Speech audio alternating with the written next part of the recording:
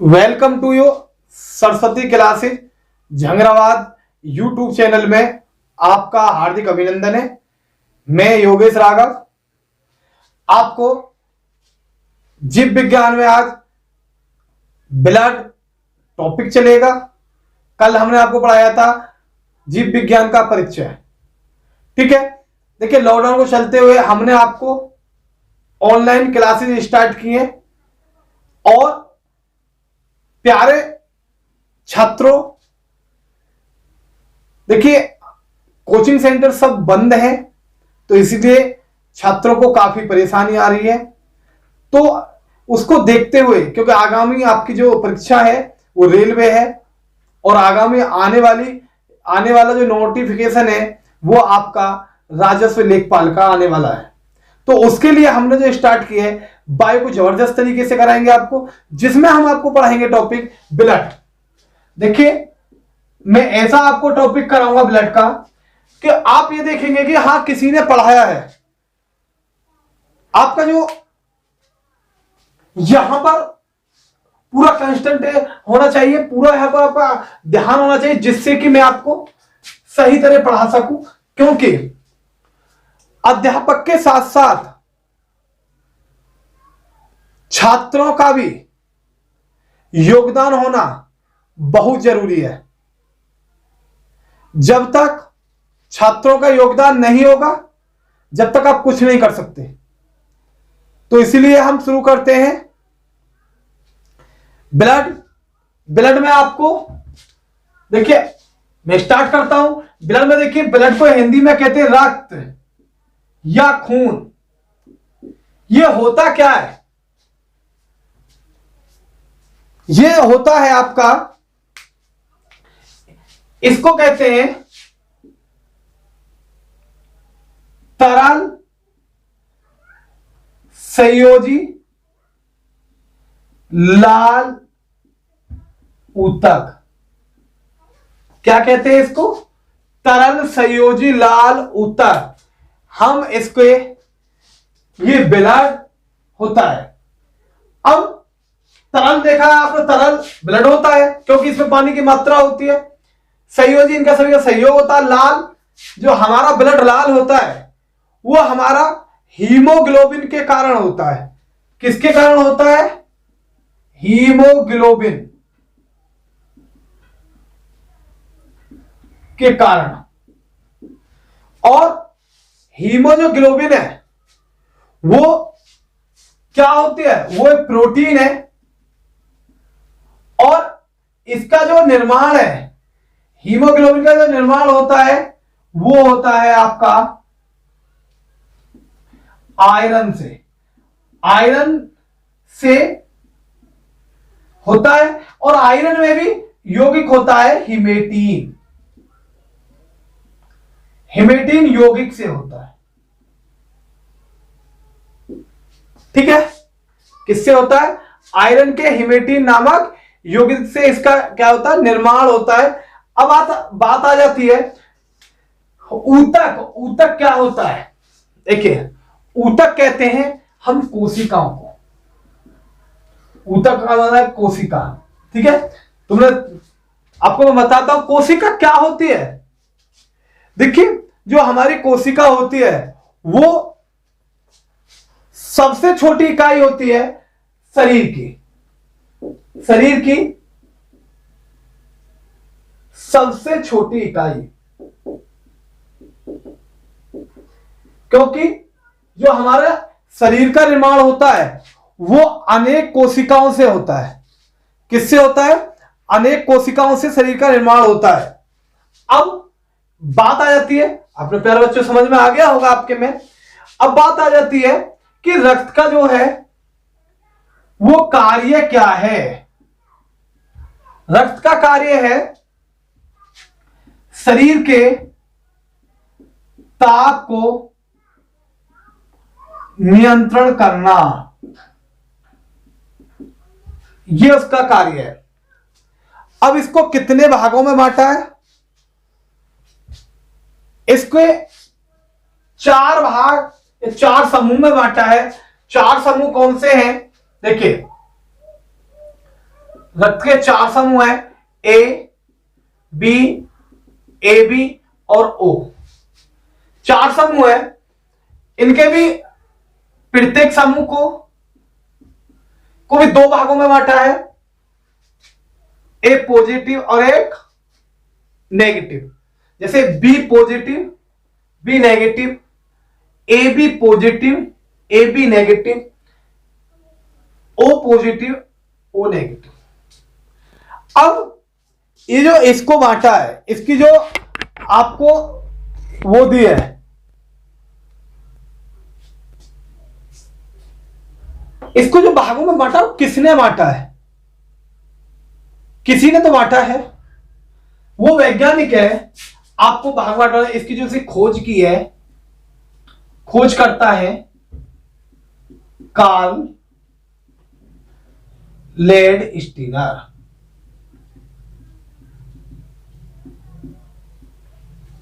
Karl Landsteiner इसकी खोज करता है, जिनको 1930 में नोबेल पुरस्कार मिला है। ये नोबेल पुरस्कार विजेता हैं, ठीक है। अब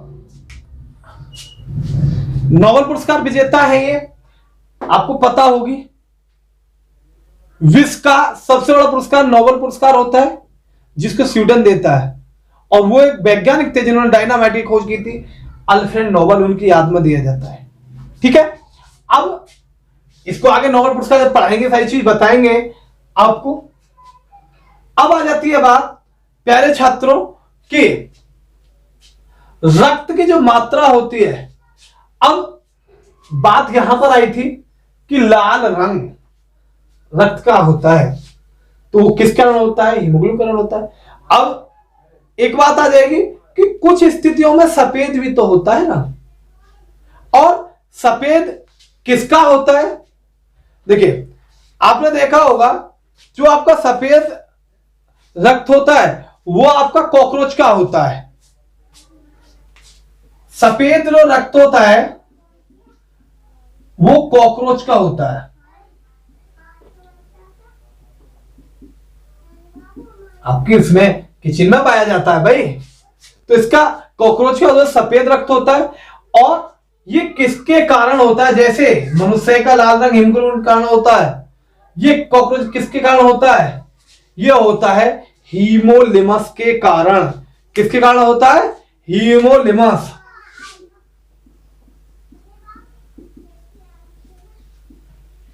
हीमोलिमस के कारण होता है। अब बात आती है कि नीला रक्त किसका होता है? क्वेश्चन बन जाता है, जैसे ही बन जाता था लाल रक्त किस कारण? हीमोग्लोबिन कारण। सफेद रक्त किस में पाया जाता है? ये क्वेश्चन है कॉकरोच में। और किसके कारण कॉकरोच में सफेद रंग होता है? हीमोलिमस। अब ये हीमोलिमस होता है, पिगमेंट होता है, पिगमेंट। अब आ जाता है नीला रक्त किसमें होता है? देखिए, हमारा जो नीला रक्त होता है वो होता है ऑक्टोपस में। ऑक्टोपस में नीला रंग होता है। और वो किसके कारण होता है? वो होता है हीमोसाइमिन के कारण। हीमोसाइमिन के कारण हमारा नीला रक्त होता है ऑक्टोपस में, ठीक है। पहले छात्र समझ में आ गया होगा। अब बात आ जाती है कि रक्त जो होता है वो मनुष्य में उसकी कितनी मात्रा होती है? रक्त की मनुष्य में कितनी मात्रा होती है? देखिए, रक्त की मात्रा होती है, सर स्वस्थ मनुष्य की बात कर रहा हूं, स्वस्थ मनुष्य में रक्त 5 से 6 लीटर होता है, 5 से 6 लीटर।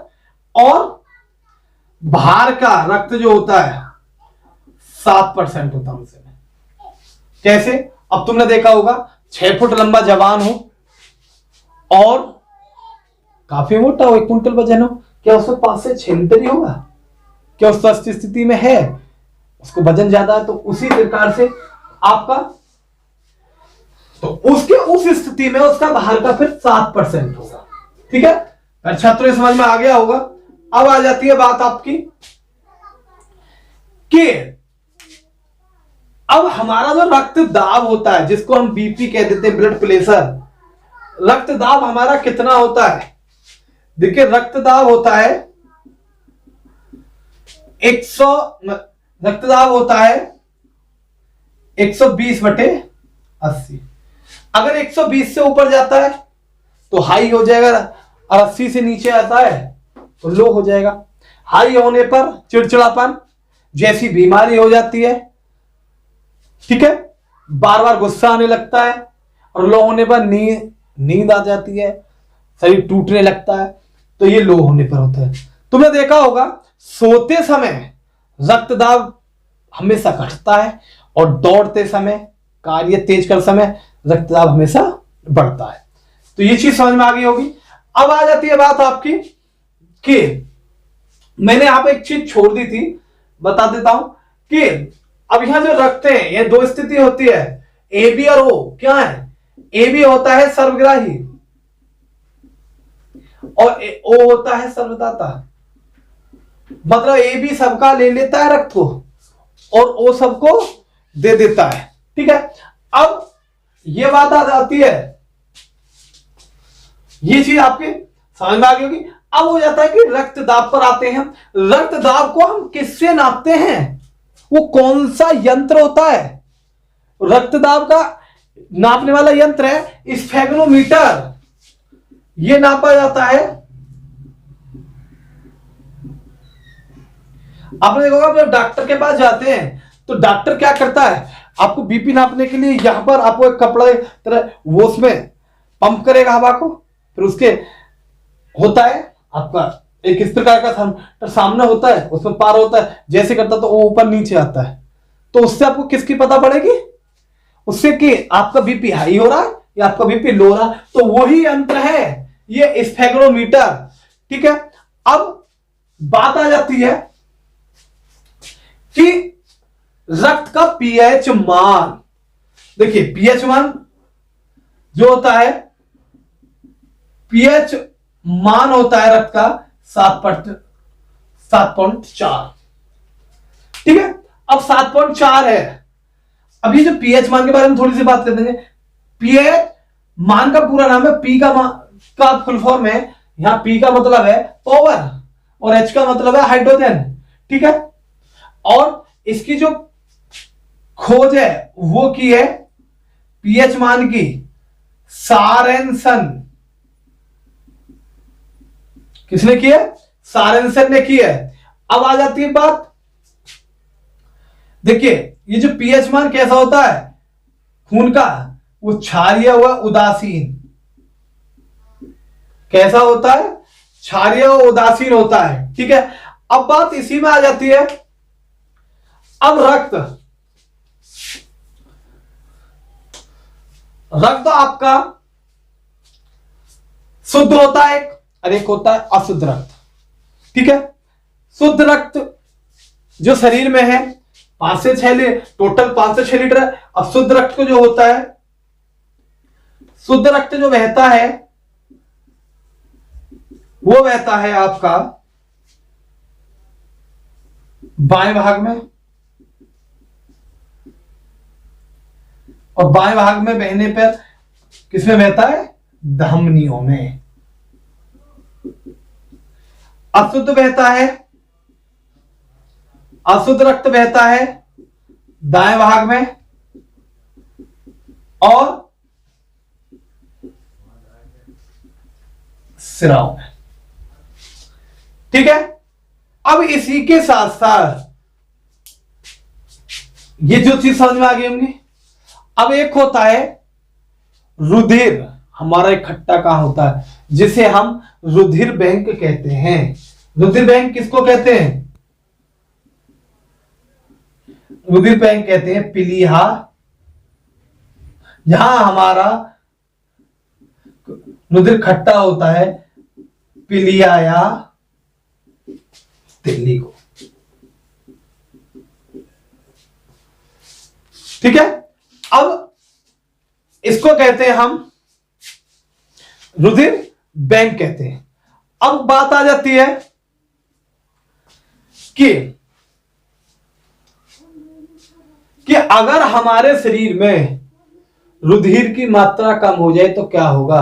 अगर हमारे शरीर में रुधिर की मात्रा कम हो जाए तो आपके शरीर में रोग प्रवेश कर जाएंगे और आपके शरीर को क्या मृत अवस्था, आपकी मृत्यु भी हो सकती है कमी से। इसीलिए जब कहीं आपकी चोट लग जाती है, एक्सीडेंट हो जाता है, तो आपने देखा होगा कि जो रक्त बाहर निकलता है उसके हृदय में रक्त चढ़ाया जाता है।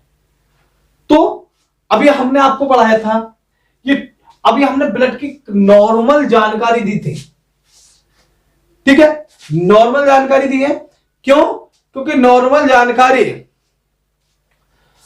इसलिए देना आपको अनिवार्य है। अभी हमारी जो वीडियो है ये बिल्कुल नॉर्मल जानकारी है। अब जब कल हम आपको यहां से आगे, अब इसमें जो बचता है, जो रक्त के आगे जिनसे रक्त मिलकर बनता है, वो बनता किससे? वो आपकी देखिए रक्त मिलकर बनता है आपका प्लाज्मा, प्लाज्मा, आरबीसी, डब्ल्यूबीसी और प्लेटलेट से मिलकर बनता है। इनको मैं आपको मेरी अगली वीडियो में इनको मैं टॉपिक बाय टॉपिक पूरा करके प्लाज्मा को बहुत अच्छी तरीके से आपको एक डीपली क्वेश्चन बताऊंगा, आरबीसी को बिल्कुल डीपली क्वेश्चन बताऊंगा, देखिए आपको डब्ल्यूबीसी को बिल्कुल डीपली और प्लेटलेट्स को। आपको मजा आ जाएगा पढ़ने में कि सर ने क्या पढ़ाया है। आपने देखा होगा कुछ चीजें आज भी आपको नहीं मिली होंगी, क्योंकि नई हमारी चीज वो है। वीडियो में आप अगली वीडियो देखेंगे तो उसमें आपको बहुत प्लाज्मा, देखिए क्या नई नई चीज बताऊं मैं आपको, अभी तक जो आपको पढ़ी नहीं होंगी। आरबीसी में मैं आपको पूरा एक एक चीज, आप एक जीडी से लेकर आप यूपीएससी तक एग्जाम दोगे, सारी चीजें आपको यहां से मिलेंगी। कोई भी ब्लड का एक भी क्वेश्चन मैं आपका छोड़ूंगा नहीं। देखिए कल हमने परिचय बताया था जीव विज्ञान, आज हमने ब्लड बताया है। ब्लड में अब मैं इसको दोबारा रिवाइज करा देता हूं एक बार, ठीक है, ऐसी बिल्कुल समझाऊंगा, बताऊंगा, फिर रिवाइज कराऊंगा, आप कोई भी भूल नहीं सकते। ये मेरी गारंटी। आप एग्जाम में जब देखा तो कि सर ने, क्योंकि सर ने बिल्कुल पढ़ाया था, ये चीज तो हमें बिल्कुल पढ़ा, ये तो हमारे एग्जाम में है। अब उसी प्रकार अब हम शुरुआत करते हैं रक्त, ठीक है, तरल संयोजी लाल ऊतक है। क्वेश्चन आ जाता रक्त है क्या, रक्त क्या है, तरल संयोजी लाल ऊतक। क्वेश्चन यहीं से बनता है कि रक्त किसके कारण लाल होता है, तो आप लिखेंगे हीमोग्लोबिन कारण लाल होता है। फिर क्वेश्चन बनता है हीमोग्लोबिन क्या है, हीमोग्लोबिन प्रोटीन है, ठीक है। फिर यहीं से क्वेश्चन बनता है हीमोग्लोबिन का निर्माण किससे होता है, तो आप लिखेंगे हीमोग्लोबिन का निर्माण आयरन से होता है। आपका आंसर होगा फिर कि आयरन से हीमोग्लोबिन का निर्माण होता है, लेकिन वो यौगिक कौन सा है, तो वो है हिमेटीन यौगिक। ये क्वेश्चन बनेगा आपका। फिर पूछ लेगा आगे जाके बताइए कि ऊतक क्या है, ऊतक क्या होते हैं, तो ऊतक कोशिका होती है। फिर अगला क्वेश्चन बनेगा, यही पूछ लेता है जो कोशिका चैप्टर चलेगा, कि शरीर की सबसे छोटी इकाई क्या है, कोशिका। फिर अगला क्वेश्चन पूछ लेगा कि सफेद रक्त किस जंतु में पाया जाता है या किस जीव में पाया जाता है, तो कॉकरोच में। फिर पूछेगा कॉकरोच में सफेद रक्त किसके कारण पाया जाता है, हीमोलिमस पिगमेंट के कारण पाया जाता है। फिर अगला क्वेश्चन पूछ लेगा कि नीला रक्त किस में पाया जाता है, किस जीव में, तो ऑक्टोपस में नीला रक्त पाया जाता है। फिर पूछ लेगा क्वेश्चन कि ऑक्टोपस में नीला रक्त किसके कारण होता है, तो हीमोसाइमिन के कारण होता है। किस कारण होता है, हीमोसाइमिन के कारण होता है, ये क्वेश्चन। फिर पूछ लेगा आपको अगला क्वेश्चन कि रुधिर बैंक का कार्य कौन करता है, या रुधिर बैंक किसे कहते हैं, तो पीलिया तिल्ली को रुधिर बैंक कहते हैं। फिर आगे आ जाता है रुधिर को कितने समूह में बांटा है? तो रुधिर को 4 समूह में बांटा है। रुधिर समूहों के कितने भाग हैं? तो रुधिर समूहों के 8 भाग हैं। ए पॉजिटिव, ए नेगेटिव, पॉजिटिव नेगेटिव, ए के 2, बी के 2, ए बी के 2, ओ के 2। कौन सा रक्त सर्वग्राही है? A B. फिर पूछेगा कौन सा रक्त सर्वदाता है? ओ। इसी पूछेगा कि बताइए रक्त समूह खोज किसने की? कार्ल लैंडस्टीनर ने। फिर इसी में पूछ लेगा क्वेश्चन आगे कि कार्ल लैंडस्टीनर को नोबेल पुरस्कार कब मिला? तो 1930 में मिला।